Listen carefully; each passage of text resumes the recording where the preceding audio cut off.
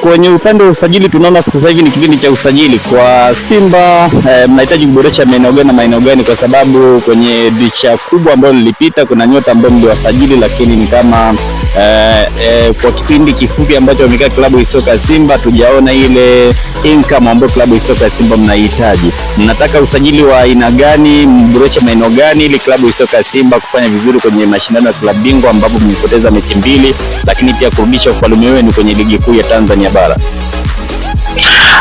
Nataka nikujibu, umeniuliza maswali mawili kwa wakati mmoja. Naanza kukujibu kurudisha kwanza heshima ya Simba. Heshima ya Simba inarudi muda wowote kuanzia mechi ya Esperance Sportive de Tunis pale mjini Tunis, wale wanajiita Taraji, na kuhakikishia kama ni comeback ya kibabe inayozungumzwa inakwenda kufanywa na Simba.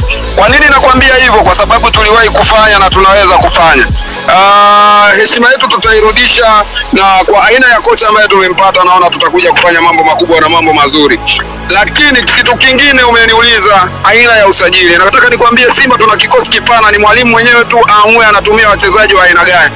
Tutakao kuja kumuongezea ni wale wachezaji ambao atawahitaji. Kwa mfano sasa hivi unamwona mwalimu Steve Becker ana wachezaji anaowatumia, anapenda sana young player, watoto wadogo wacheze mpira. Kwa hiyo aina ya wachezaji atakaowataka, na kuhakikishia Simba hii ya Jairut Mohamed Dewjimo nina uhakika 100% hata tungemtaka Cristiano Ronaldo kutoka Al Nassr tunaweza kumsajili, huwezi kushindwa chochote. Kwa hiyo Steve Becker ndo ni yeye kwa sasa hivi, dirisha liko wazi, anatakiwa ateue ni wachezaji wa aina gani.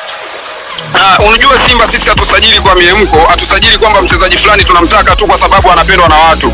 Watu walimzungumza sana Faisali, lakini the way wanapoangalia sio kwamba tumeshindwa kumnasa. Faisali mwenyewe alikuwa anaitaka Simba, lakini aina ya makocha waliokuwa wakija walikuwa wanaona huyu mchezaji mifumo yao na yeye haiendani. Kwa hiyo hata sasa hivi ukubwa wa Simba ni kwamba tunampa kocha machaguo mapana kwamba yeye anamtaka mchezaji wa aina gani aweze kumsaidia katika kipindi kipi. Ndio maana unaomuona mwalimu Fadlu Rahmani Davis alikuja pale Simba, amesajili kila mchezaji anayemtaka, lakini mwisho wa siku baada ya kuona mambo yamekwama, yeye mwenyewe kutokana na mkataba aliosaini na kila kitu alitimiziwa, akaona kwamba hana namna yoyote, inabidi abwage manyanga aweze kutafuta changamoto sehemu nyingine, kwa sababu aina mkataba aliokuwa ameusaini ameenda nao tofauti.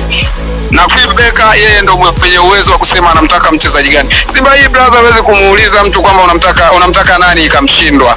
Yani yeyote yule Steve Becker anatakiwa mpoint, namtaka mtu fulani na ataweza kumpata.